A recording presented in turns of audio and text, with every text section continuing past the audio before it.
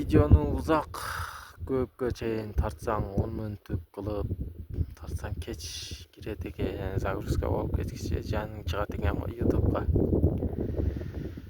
Анан менде мындай суроо болуп атат да, ошентип сүйлөп киргизген видео көп просмотр алабы же жанагындай кыска кылып эле монтаждап музыка коюп тарткан видео көп алабы? Негизи азыр адамдар көбүнчө эле ошондой кыска видеолорду көрүп калдык, жалкоо болуп.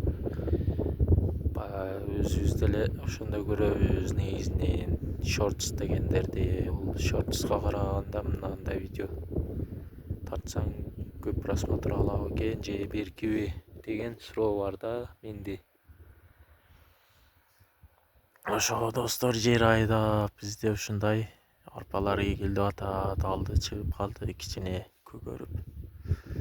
Жакында апрелден баштап корук деген бале башталат бизде. Жердин эгалары келип камап салат койлордун уйларын. Жакында эле ошол Дастан Бекешев деген депутат ушундай бир элдерге, карапайым элге күч келтире турган бир сунуш айтты да парламентте. Ошо камап видео тартып туруп камап коебуз да 3 күндөн сатып ийебиз, малдын эгасы чыкпаса дейт. Негизи ошол закон мага жакпады. Малы бар адамдарга бул кыйын эле болуп калат негизи.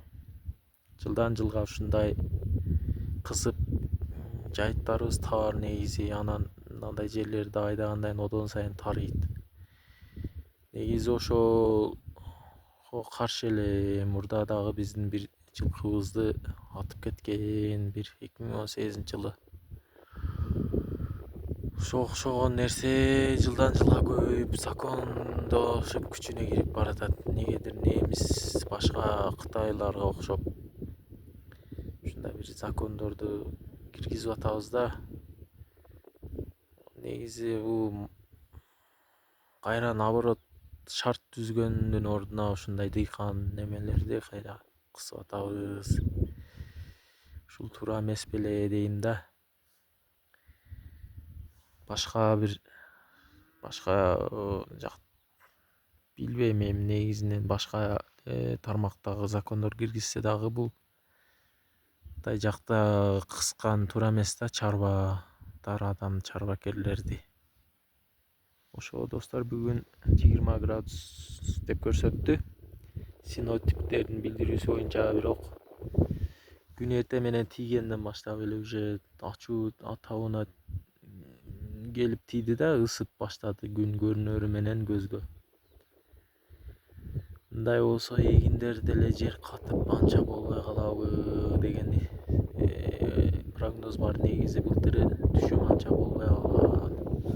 Мисалы, могу карап турган жер 1,5 гектар экен, былтыр ушудан 2 тоннага жеткен эмес, 1,5 тонна эле арпа алса керек. Ошондой абалы чыкканда былтыр күн катуу ысып, жерлерге жамгыр жок болгон 1 ай. Анда аз эле жаап койгон 1-2 жолу 1 айда. Ошо достор, ушу көптөн бери ушинтип сүйлөп киргизип көрөйүнчү, Инстаграмга окшотуп, кандай болот экен, кандай жок деп бир кызыгып жүргөм. Анан бүгүн убактысы сааты чыгыптыр. Негизи жашоону 1 секундта деле өзгөртийсе болот. Өзгөрүп кетет негизи. Жашоодо кызыктар көп дүйнөдө.